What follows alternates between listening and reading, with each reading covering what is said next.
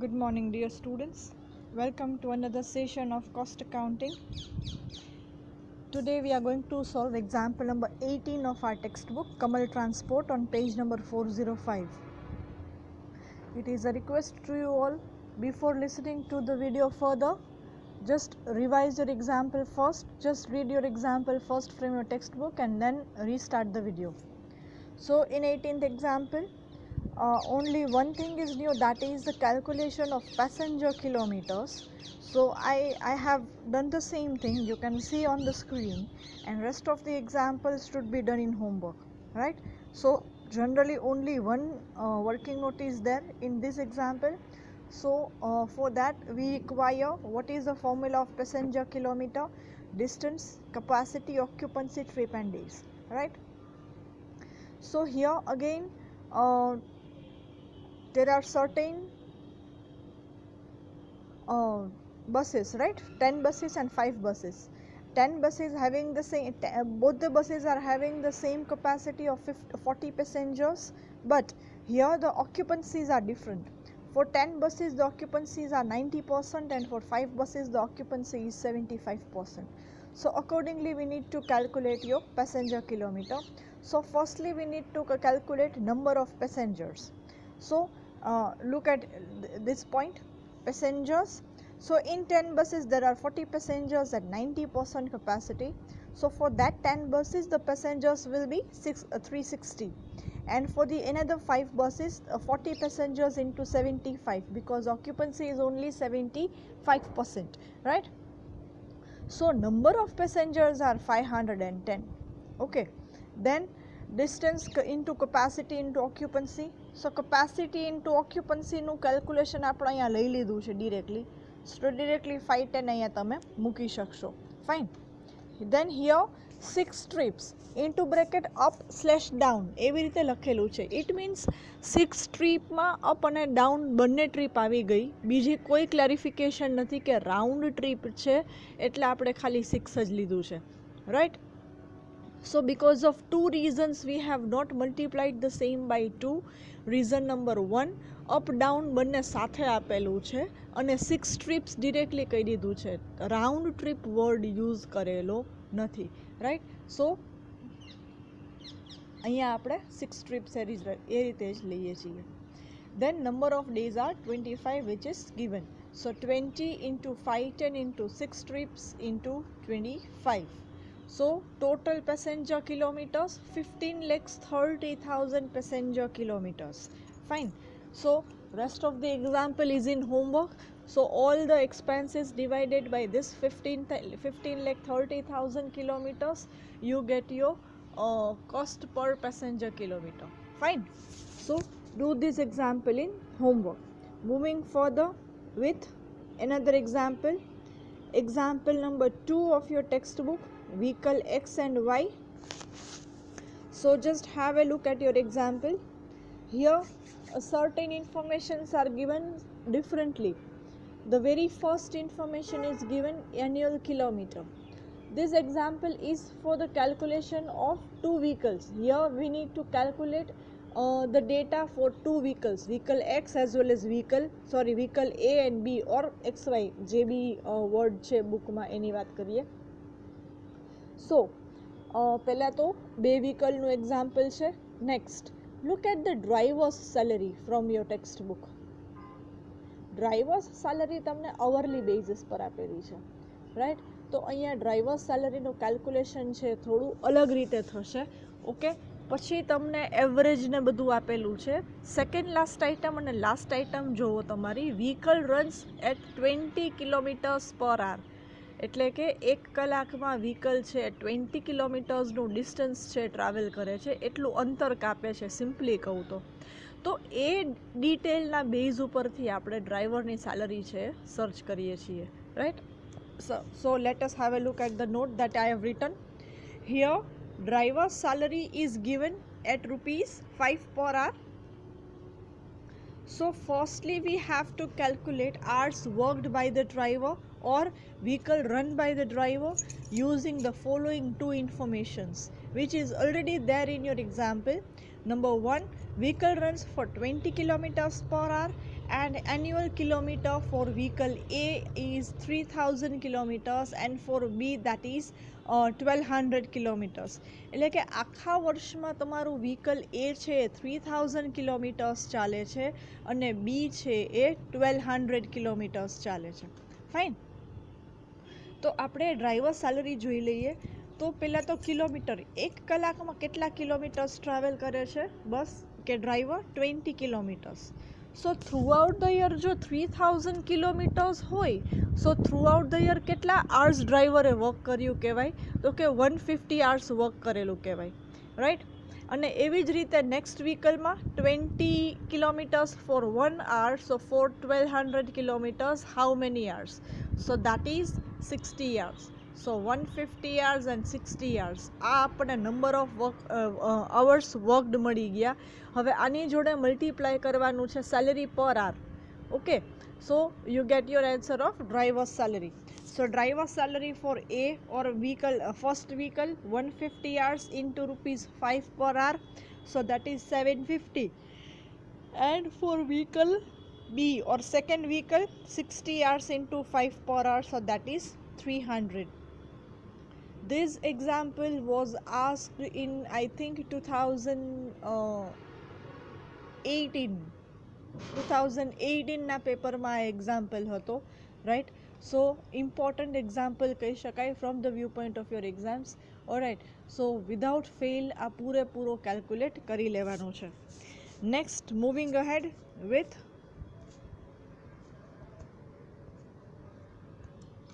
just a second guys.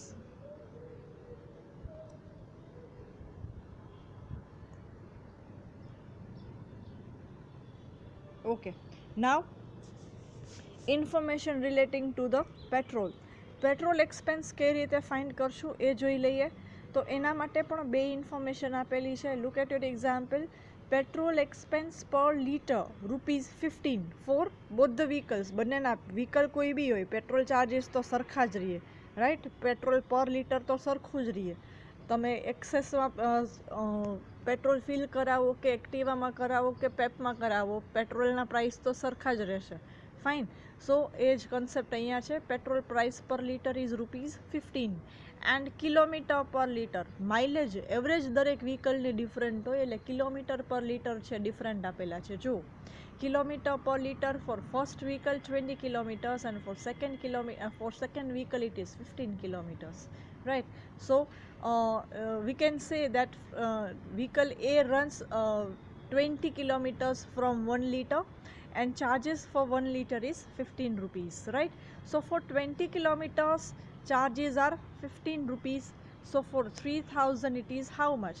So petrol expenses are 2250, right, for first vehicle, and for second vehicle 15 kilometers ના 15 rupees pay કરવાના છે એવું કહી શકાય. So 1200 kilometers ના how much? So petrol prices are ₹1200, right. So આ તમારું example number સેકન્ડની બે વર્કિંગ નોટ મેં તમને કરાવી. એક તો આ ડ્રાઈવર સેલરી વાળી અને બીજી પેટ્રોલ વાળી, right. Next, okay, let me have a look at your next example. આપણે નેક્સ્ટ કરીએ છીએ તમારા ટેક્સ્ટ બુકનો જ example number 26 RR travels.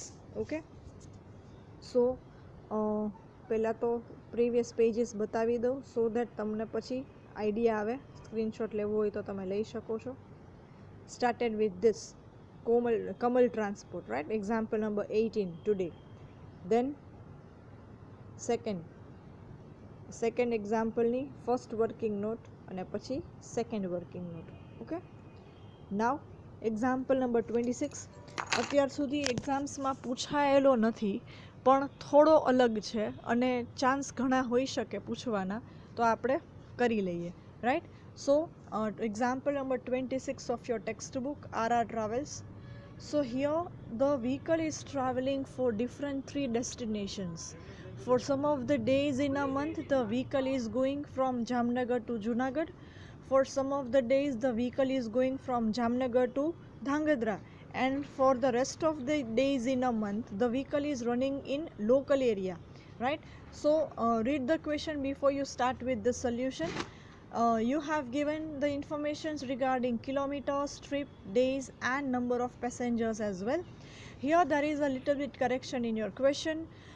The distance between Jamnagar and Junagadh is not given, so write down 110 kilometers. The distance between Jamnagar and Dhangadra is 184 kilometers. Distance between Jamnagar to Junagadh is not given, so write down 110 kilometers.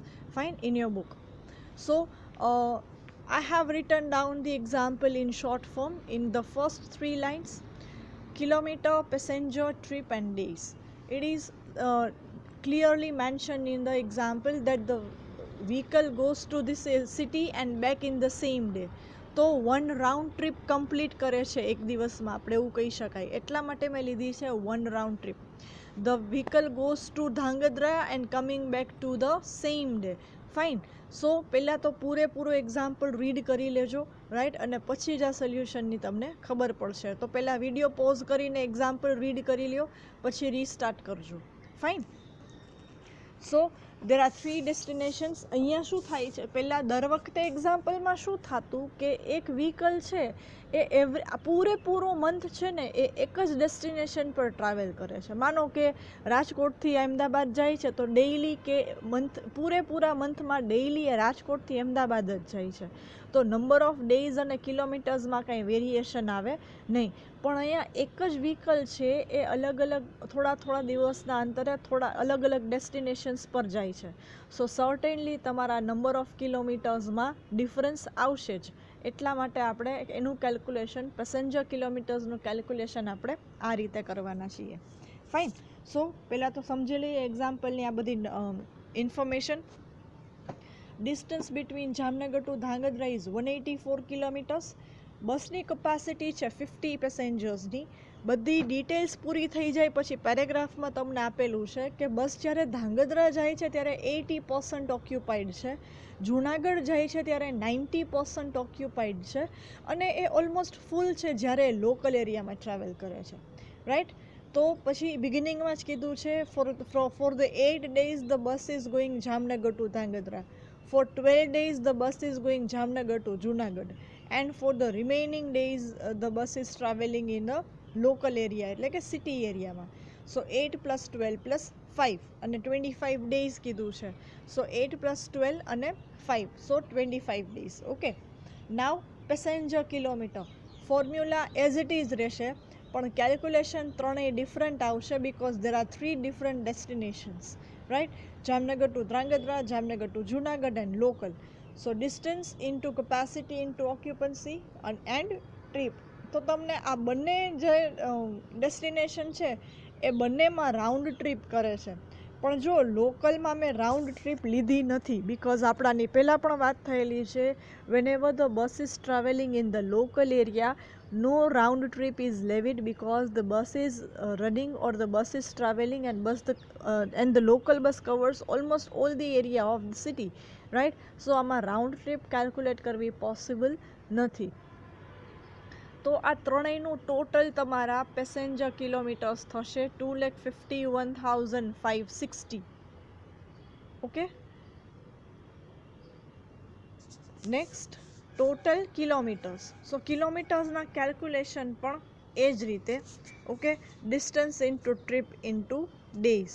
જામનગરથી ધ્રાંગધ્રાનું 184 kilometres, 1 round trip for 8 days. પછી Jamnagar to Junagadh 110 kilometres, 1 round trip for 12 days, and remaining days 5 days the bus is travelling to the local area. Okay. So total kilometer will be 5884. Fine. Next working notes હું બધી આમાં કરાવી દઉં છું. આનું statement તમારે હોમવર્કમાં કરવાનું છે. Okay. Depreciation information first 3 lines of the particulars are given. Cost minus scrap upon estimated life. So cost price is 8 lakhs, scrap value is 80,000 and estimated life is 10 years. Okay. So depreciation per year is 72,000 rupees. Fine, but we need depreciation per month, so that is 6,000 rupees. 72,000 divided by 12. ડીઝલની working note અને ઓઇલની working note પણ બતાવી દઉં છું. Diesel માટેની એક્ઝામ્પલમાં બે information છે, ₹5 પર litre and ₹11 પર લીટર. 5 કિલોમીટર્સ પર લીટર એન્ડ ₹11 પર લીટર. એટલે કે 1 લીટર પેટ્રોલમાં કે ડીઝલમાં વ્હીકલ 5 કિલોમીટર ચાલે છે અને એક લીટર ડીઝલની પ્રાઇસ છે ₹11. તો આ બંને ઇન્ફોર્મેશન ઉપરથી આપણે ડીઝલની કેલ્ક્યુલેશન કરશું. તો એવું કહી શકાય કે 5 કિલોમીટર ટ્રાવેલ કરવા માટે કે 5 કિલોમીટર જો વ્હીકલ યુઝ થાય છે તો તમારા કેટલા રૂપીસ થાય છે? ₹11. સો 5884 કિલોમીટર્સના how much? So diesel charges are 12,945. Okay, પછી ઓઇલમાં ડિરેક્ટલી કીધું છે પર 100 કિલોમીટર્સ ₹80. દર 100 કિલોમીટરે બસમાં ઓઇલ એક્સપેન્સ કેટલો થાય છે? ₹80 થાય છે. So for 100 kilometers the expense is 80. So for 5884 kilometers how much? So oil charges are 4707. Okay, so this represents your working note up to working note number 5. Now using all this information along with the information given in your textbook, you can prepare the statement, make the total of all the cost and you get this total cost. તો total cost પછીનું જે calculation છે ને એ મેં તમને અહીંયા show કરી દીધું છે. જો total cost is 51,08,805, right?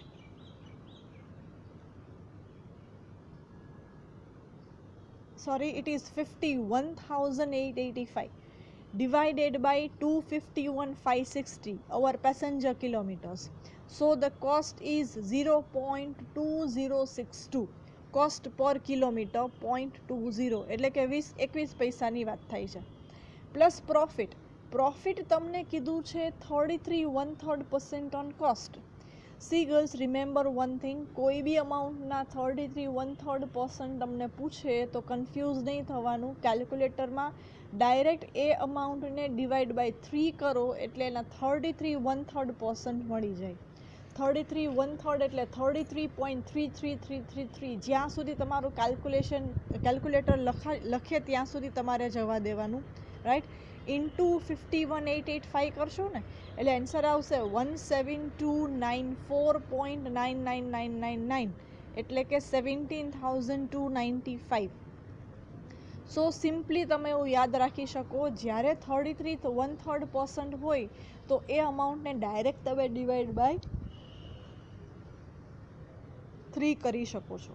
Okay, સો 51,885 ના 33 1/3% is your profit 17295, and by adding both of them we get our income 69,185. Okay, now this 69,185 will be divided by 2,51,560. So we get income per passenger kilometer 0.275. અહીંયા તમારું statement પૂરું થઈ ગયું.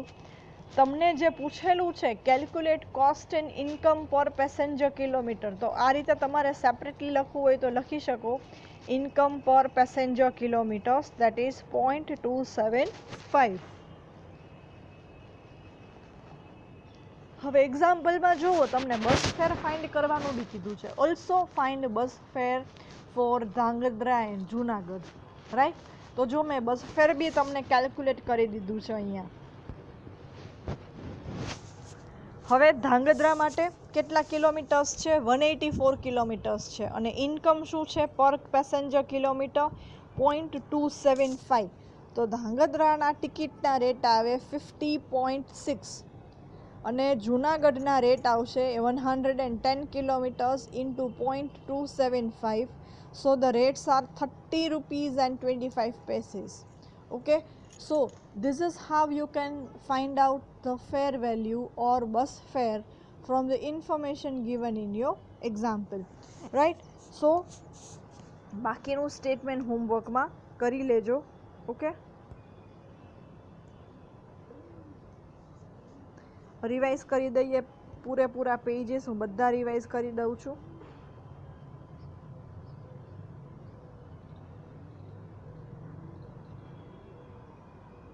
Started with Kamal Transport today. You can pause the video and take the screenshot.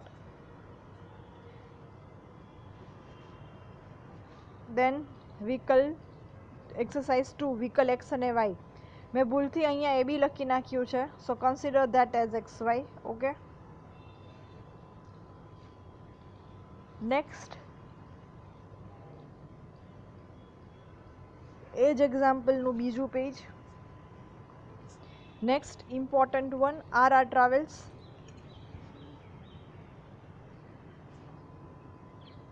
RR ટ્રાવેલ્સની remaining working notes.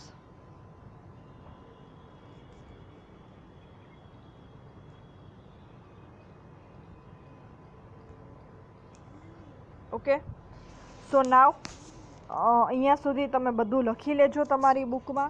So today I declare that this chapter operating costing got over. Fine, now we are just left with one chapter, that is unit costing.